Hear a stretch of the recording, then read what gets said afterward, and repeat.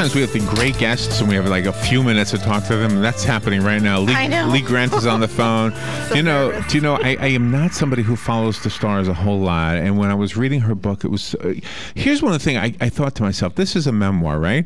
But she Yes. writes about so many other people. This is not a me book. This is about all the other people that were helping her in her career and sometimes not so helping her. Yeah. The FBI is in this book too. Lee Grant is an Academy Award-winning, Emmy Award-winning actress. She's got all these credentials. Let me see. I know some of the movies. I'm going to try this. Peyton Place, In the Heat of the Night, Valley of the Dolls, Plaza Suite, and Airport 77. And she has a list of, that's the one you like, and she's got a list of names that she could be a name dropper all day long and be accurate, as opposed to most name droppers I know who don't know any of the people they name. Lee Grant. Good morning, Lee. How are you? Good morning. What a nice introduction. Where are you? Where are you calling from? Where am I? Okay, where am I? I'm sitting at my window at 90th Street and West End Avenue, and I'm looking out at Jersey, actually, across the Hudson River. Oh, isn't that a great view? Yeah, well, it's not Florida. No. No, it's not the sands. It's all big buildings. Yeah, I know, but I missed that because I love New York. Yeah. Do you know what? I love New York, too. Do you know what part of the book that I thought was the coolest? It's about the coolest guy that ever lived, Frank Sinatra. When you, I guess you're nervous about being discovered for something, and he, Yes. and you write in the book that he said "cool it" without saying a word. He just came up to you. That is, I mean, I wish I could be that way. I wish that could be me. I wish I could be the guy who walks up to somebody and just kind of touches their hand and they go, "Oh, okay, I'm fine." Honey, you gave me chills when you said that, Larry, because it was, such a reassuring moment in my life. Peyton Place was my first real huge job. I mean, it was on 3 times a week. And Mia Farrow, who he was not married to yet at the time, was his lady love, and Ryan O'Neal was like everybody's lover, and I mean, and the show went on 3 times a week, and the whole country tuned in. And my first year on that show, I won the Emmy for it, and I had just had 12 years of being blacklisted in New York. And suddenly there was Malibu, and there was sunshine, and there was this award, and I was scared that the FBI would follow me and tap my shoulder and say, "Oh, you're not the Lee Grant. It's another Lee Grant who's getting this. You come back to New York," and. So when I was standing there frightened, Frank just felt it, and he just walked over to me. I was shivering in a corner. And he just, took my hands and he said, "Cool it." That is awesome. Wow. It was like, the warmth just went right through me, and I cooled it. I'm going to be that guy. I'm going to figure out a way to do this. I don't know how you pull something like that off, but anyway. Larry. Yeah. Larry. Yes. Yes, ma'am. Cool it. Cool it. Cool it. See, Oh, you're going to cool me. She's your mentor. I will cool Larry. it. Cool it. Tell the listeners about the Liberal Party. You mean the commies? Yeah, the commies. Yeah. Yes. Yeah. Well, What the heck was that? I don't even think that would even make sense today. well, you were a baby. You don't know anything about it. Well, I almost was a baby. I was 24, and I did a play with these actors and writers who were coming from Hollywood to New York because they were blacklisted in Hollywood. This was, when the Russians and the United States had atomic weapons at each other. And suddenly there was a communist scare that writers and actors were Reds. And so I was in a play that was written by my soon-to-be husband, who was a communist.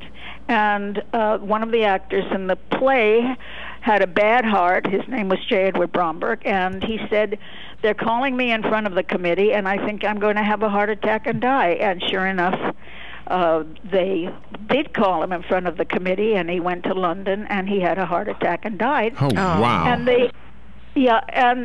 so they had a memorial for him at the Edison Hotel in New York City. And like 3,000 people were there, and they asked me, as a young actor who had worked with him, to say a couple of words.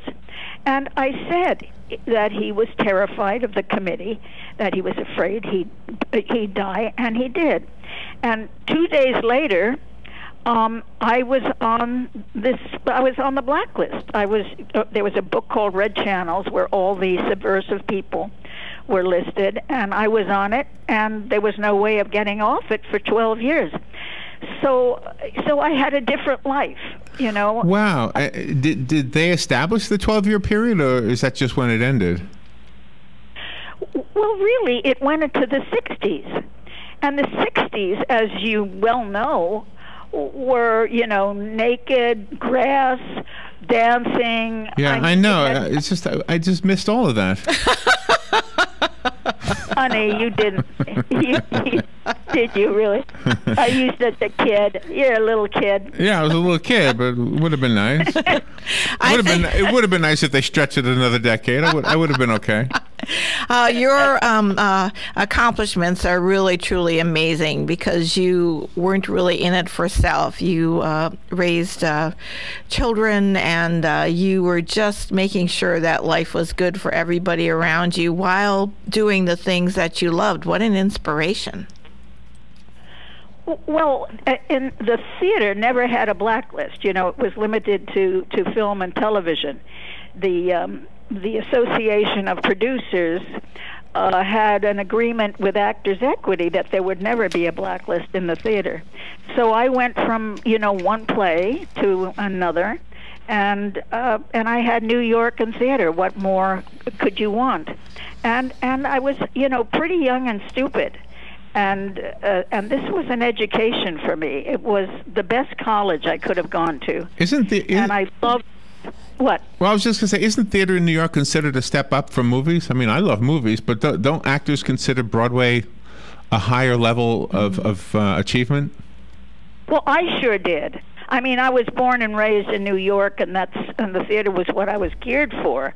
And I made my name in Detective Story on Broadway. You know, I also did the movie, but that's where I started, and that's where I went. And certainly in those times, the theater was absolutely primary. Absolutely. The book is called I Said Yes to Everything. Lee Grant, it's such an honor to have you on the show with us. Call me if you want the copy that was sent to us. You can have this book. The rest of us have to go buy it. Lee Grant, give us what do we just get it on Amazon and all the other bookstores? Well, in Amazon, you know, it's paperback now. So I am really an inexpensive item. Very low maintenance. That's funny.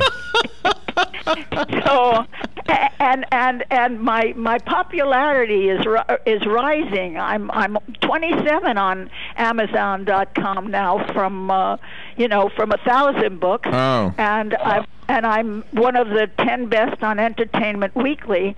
So I'm becoming a little hot girl again. There you go. Well, that's right. The it girl. Now that you've been on this show, just refresh your browser and watch the number change.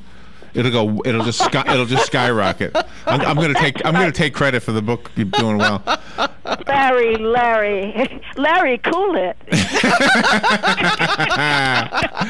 What a great interview. I so wish it was longer. Can I ask for you to come back another day?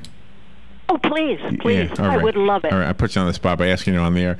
Lee Grant, what an honor. Thank you so much for being on the air with us today. Everybody else, the book is called I Said Yes to Everything. It is Lee's memoir. It is really, I just love the fact that it wasn't an all me memoir. Yes. I mean, you really are telling about other people in a very positive way, except for the FBI guys. Except for the FBI, sorry. And they deserved what you said about them. So. Oh, you got to go? Lee? Yeah. All right. Yeah, she's got to go. I know she's got another. That wasn't the FBI telling you don't say anything, was it? No, that was Kristen. Okay. Oh, that was Kristen. Yeah. I'm sorry, Kristen. All right. Thank you, Lee. We better go. Okay. Bye, Larry. That bye, always Robin. happens. That always Bye, happens. Lee. All right. We'll be ready. I hear myself. Hi, Matt Wilkerson here, your mobile Verizon rep. But not just here, I'll deliver the phone to you in your home. While I'm there, I'll only sell you what you need and I'll personalize it to you. Want to have me get you connected? Then call me at 352-528-0020. I even offer unlimited home